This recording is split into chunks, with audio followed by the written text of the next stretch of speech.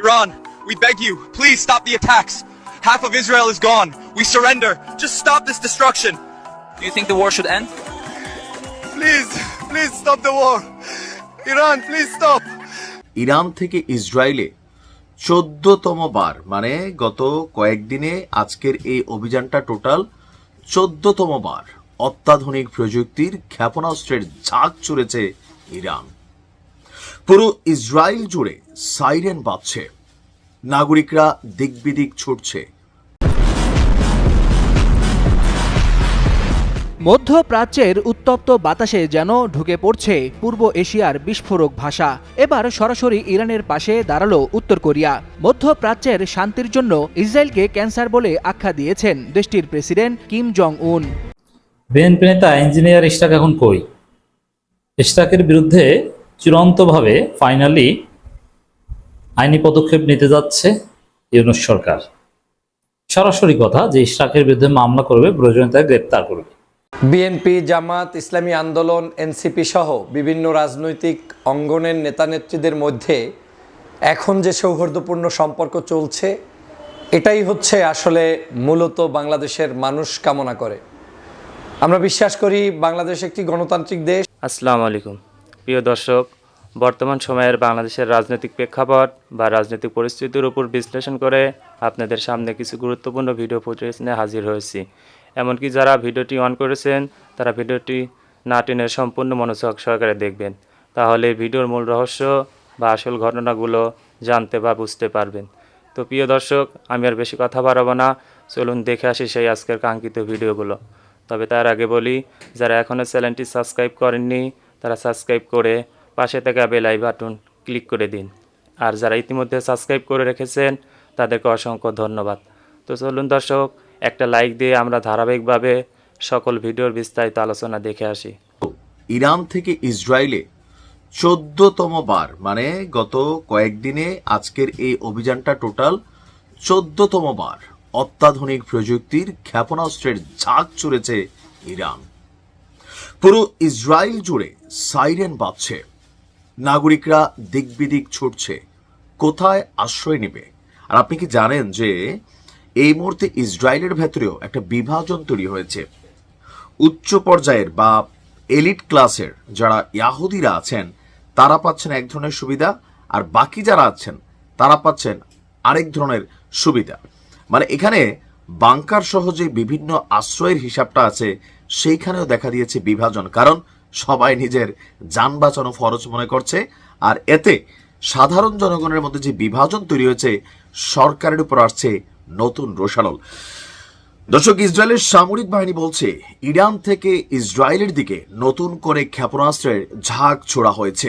তাদের আকাশ প্রতিরক্ষা সিস্টেম সর্বোচ্চ চেষ্টা করছে ইরান থেকে ছোড়া ক্ষেপণাস্ত্রগুলোকে আটকে দেওয়ার, কিন্তু সবকিছু সম্ভব হচ্ছে না।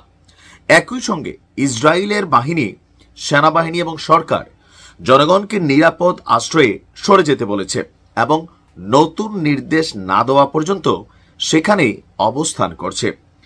ইরানের পাল্টা সামরিক অভিযানে ইসরায়েলে ব্যাপক ক্ষয়ক্ষতির পাশাপাশি সৃষ্টি হয়েছে মানবিক বিপর্যয়। মানে মানবিক বিপর্যয়টা কি আসলে, আমরা একটু সংজ্ঞাটা বুঝতে চাই। দেশটির শীর্ষস্থানীয় সংবাদ মাধ্যম ইদিওত আহারোনত এক প্রতিবেদনে জানিয়েছে, এই সংঘাতে গেল কয়েকদিনে হাজার হাজার ইসরায়েলি তারা গৃহহীন হয়ে পড়েছে। এর মাঝখানে শুধুমাত্র রাজধানী তেল আবিবে 1000-এর উপর মানুষ তাদের বাসা বাড়ি, ফ্ল্যাট সবকিছু ছেড়ে চলে যেতে বাধ্য হয়েছে। এছাড়া ইসরায়েলের আরো বিভিন্ন শহরে সব মিলিয়ে প্রায় 5000-এরও অধিক মানুষ, মানে পরিবার, মানুষ না, আপনার গৃহহীন হয়ে আছে। বেশ কয়েকটা হাসপাতালে ইরানের ক্ষেপণাস্ত্র আঘাত এনেছে, বিদ্যুৎ বিপর্যয় হচ্ছে, এমনকি যেই করিডোর বা ধরেন বাংকার সেগুলোর সংকট দেখা দিয়েছে। সাধারণ মানুষ পাতাল রেল স্টেশন থেকে শুরু করে বিভিন্ন জায়গায় আশ্রয় নিয়েছে। এই অভিযানের পরপরই ইরানের সামরিক বাহিনীর পক্ষ থেকে সাধারণ ইসরায়েলিদের উদ্দেশ্যে বার্তা দেওয়া হচ্ছে, পালাও অথবা মরো, দুইটার একটাই, পালাও অথবা মরো। কারণ তোমরা তোমাদের সরকারকে কোনো রকম কোনো কিছুই করতে পারতেছ না, এটা তো বাস্তব। একটা সরকার মন চাইলেই একটা দেশের উপর হামলা চালাই দেয়, মন চাইলেই যুদ্ধ লাগাই দিয়া নিজে বাংকারে ঢুকা থেকে বউ বাচ্চা পরিবার নিয়া আর জনগণকে মৃত্যুর মুখে ঠেলে দেয়। একদিকে যেমন ইরানকে অস্থিতিশীল করার চেষ্টা করছে দাহিয়া ধাঁচ নামক এক কৌশলী অপারেশনের মাধ্যমে ইরানের জনগণকে ইসলামিক শাসন ব্যবস্থার যে সিস্টেম আছে সেখান থেকে বের হয়ে পশ্চিমা গণতন্ত্রের স্বাদ দেওয়ার যেই মানে পরিকল্পনা ইসরায়েলের, পুরোটা কিন্তু এখন উল্টা ঘুরছে। আপনি দেখেন, আজকে আমার আরেকটা ভিডিওতে আমি আপনাদেরকে তথ্য দিব কিভাবে দেশ ছেড়ে পালাচ্ছে ইসরায়েলিরা, সংখ্যাটা কত। যতই সময় ঘনাচ্ছে ট্রাম্পের কাছে ইসরায়েলের ফোনের পরিমাণ বেড়েই যাচ্ছে যে স্যার প্লিজ প্লিজ আরো মেশিনারিজ দেন। আর ট্রাম্পের উপরও আবার নতুন চাপ তৈরি হচ্ছে পশ্চিমা রাষ্ট্রগুলোর পক্ষ থেকে।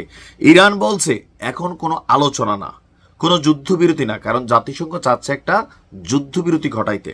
আমাদের আরব নেতাদের মধ্যে একটা গ্রুপ আছে যে পশ্চিমাদের যারা লেসপেন্সার, তারা চাচ্ছে ইরান এবং ইসরায়েলের মধ্যে যুদ্ধবিরতি, কোনো বিরতি নাই। ইরান বলতেছে কোনো বিরতি, কোনো টেলিফোন, কোনো হ্যালো নাই, আগে আমরা হিসাবটা সমান করি, তারপরে হবে খেলা।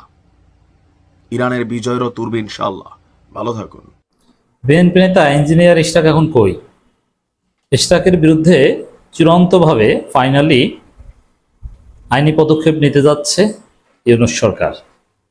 সরাসরি কথা যে ইশরাকের বিরুদ্ধে মামলা করবে, প্রয়োজনে তাকে গ্রেপ্তার করবে। তিনি জামিন পাবেন হয়তো, কিন্তু তাকে আদালতে দৌড়াতে হবে। তাকে এই সরকার আদালত পর্যন্ত নিবে, কারণ তিনি রাষ্ট্রদ্রোহিতা করেছেন, তিনি রাষ্ট্রকে বৃদ্ধাঙ্গুলি দেখিয়েছেন এবং একই সাথে সন্ত্রাসী কাজ করেছেন, সরকারের কাজে বাধা দিয়েছেন। অনেকগুলো ধারায় তার বিরুদ্ধে মামলা করা যায়। সরকার শপথ করায়নি, তিনি তার আগে নিজের নামের পেছনে মাননীয় মেয়র লিখে নগর ভবনে 70টা তালা মেরে দখল করে ফেলেছেন। তো ইশরাক ভেবেছিল যে তাকে কিছুই বলবে না, কিন্তু না, হিসাবটা খেয়াল করেন। বিএনপির সেন্ট্রাল লিডারশিপ, বিএনপির স্ট্যান্ডিং কমিটি, তারা ইশরাকের উপর থেকে সমর্থন সরিয়ে নিয়েছে। তারা ইশরাককে বলেছে যে আন্দোলন প্রত্যাহার করা উচিত, এটি বিএনপি এবং তার নিজের ইমেজ ক্ষুণ্ণ হচ্ছে। কিন্তু ইশরাক থামছে না। এখন কার নির্দেশে ইশরাক আন্দোলন করছে ইটস নট সার্টেন, বরং সরকারের উপদেষ্টাদের সমালোচনা করতে পারে, সমস্যা নেই। উপদেষ্টাদের গালাগালি করাও জায়েজ, ইউনূসকে গালাগালি করাও জায়েজ, কিন্তু আইন অমান্য করা, আইন এখন কোন আইন? হাসিনার আইন অমান্য করাও জায়েজ, হাসিনার সংবিধান অমান্য করাও জায়েজ, বরং এটা ভালো। কিন্তু জনগণের ভোগান্তি, জনবিরোধী কোনো কাজ, সন্ত্রাসী কাজ, এটা করা যাবে না। ইশরাক এই কাজ করেছেন। এই জন্যে ইশরাক এখন আইনের বেড়াজালে আটকা পড়তে যাচ্ছেন, সব জল্পনা কল্পনার অবসান ঘটিয়ে। ইশরাক লিমিট ক্রস করেছে।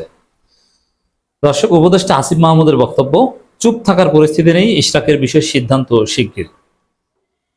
এখন চুপ থাকার পরিস্থিতি নেই, সিদ্ধান্ত কি? সিদ্ধান্ত একটাই, মামলা করবেন, এটাই হচ্ছে সিদ্ধান্ত। এবং ইশরাক যে কাণ্ড ঘটিয়েছেন, যে গ্রাউন্ড, এটা দৃশ্যমান, এটা একদম ফেয়ার প্রসেসে ইশরাক আইনের বেড়াজালে আটকা পড়বেন। যেখানে একটা রাষ্ট্র মিনিমাম ফাংশন করে,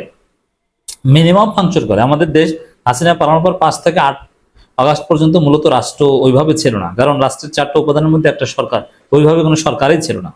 বিপ্লবীরা দেশ চালিয়েছে, ছোট ছোট আমাদের বাচ্চা ছেলেরা ট্রাফিক কন্ট্রোলের দায়িত্ব নিয়েছে। কিন্তু এখন একটা রাষ্ট্র আছে, একটা সরকার আছে, একটা অথরিটি আছে, এবং সেই সরকারের সভরেন্টি আছে to execute law on her people. দর্শক, নিজেকে মেয়র ঘোষণা করে বিএনপি নেতা ইশরাক হোসেনের ঢাকা দক্ষিণ সিটি কর্পোরেশন দখলের বিষয়ে স্থানীয় সরকার উপদেষ্টা আসিফ মাহমুদ সজীব ভুইয়া বলেন, আর চুপ থাকার মতো পরিবেশ পরিস্থিতি নেই। সরকারের উচ্চ পর্যায়ে এটা নিয়ে আলোচনা ভিত্তিতে দ্রুত সিদ্ধান্তে আসবে। এখন বিএনপির স্ট্যান্ডিং কমিটিও বলেছে যে ইশরাকের আন্দোলন প্রত্যাহার করা উচিত। এর মানে বিএনপি ইশরাককে রক্ষা করতে পারবে না বা রক্ষা করতে আসবে না, তাদের পক্ষে সম্ভব নয়। এখন আসিফ মাহমুদ একা বা কেউ মামলা করবে তা না, একেবারে সরকার এজ এ হোল, কারণ এটা সরকারকে বৃদ্ধাঙ্গুলি দেখানো, রাষ্ট্রকে চ্যালেঞ্জ করা। এর জন্যে ইশরাক চূড়ান্তভাবে আইনের বেড়াজালে আটকা পড়তে যাচ্ছেন। আসিফ মাহমুদের বক্তব্যে এটা স্পষ্ট। সচিবালয় উপজেলা পরিষদ মাধ্যমে পাবলিক লাইব্রেরি নির্মাণ কাজের উদ্বোধন অনুষ্ঠানে সাংবাদিকদের প্রশ্নের জবাবে কথা বলেন। এখন ডেঙ্গুর সময় যেখানে নানা ধরনের পদক্ষেপ নেওয়ার কথা, সেখানে ঢাকা দক্ষিণ সিটি কর্পোরেশন নাগরিক সেবা ব্যাহত হচ্ছে। দেখেন, এই ঢাকা দক্ষিণ এলাকায় কিন্তু প্রচুর ডেঙ্গু রোগী শনাক্ত হচ্ছে, সবচেয়ে বেশি হচ্ছে বরিশালে। তো এই জায়গাটায় নানান ধরনের পদক্ষেপ নেওয়ার কথা, সেখানে ইশরাক নিজে নিজে মশা মারতে যান। অন্য কোনো ক্রিয়েটিভ, যেহেতু সরকার ইশরাকের সাথে নেই, তা তো পারছেন না।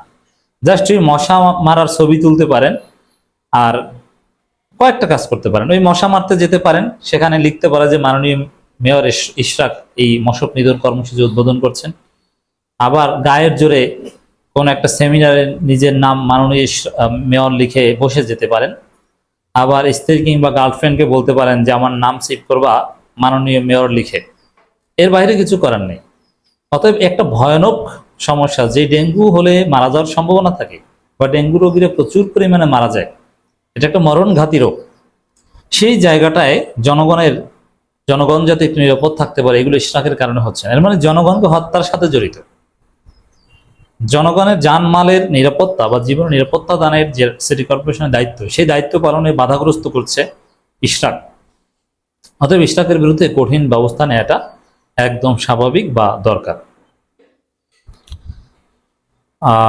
নাগরিক সেবা ব্যাহত হচ্ছে, কতদিন এভাবে চলবে? দৃষ্টি আকর্ষণ করা হলে উপদেষ্টা বলেন, ডেঙ্গুর বিষয়টি নিয়ে আমরা কনসার্ন আছি উচ্চ পর্যায় থেকে। মানে সব বিষয় একত্র করে ইশরাককে আটকাবে। এটা নিয়ে স্থানীয় সরকার বিভাগের সচিব একাধিক মিটিং করেছেন। সিটি কর্পোরেশনগুলো কনসার্ন আছে। সিটি কর্পোরেশনগুলো কার্যক্রম সারফেসে আপনারা হয়তো দেখছেন না।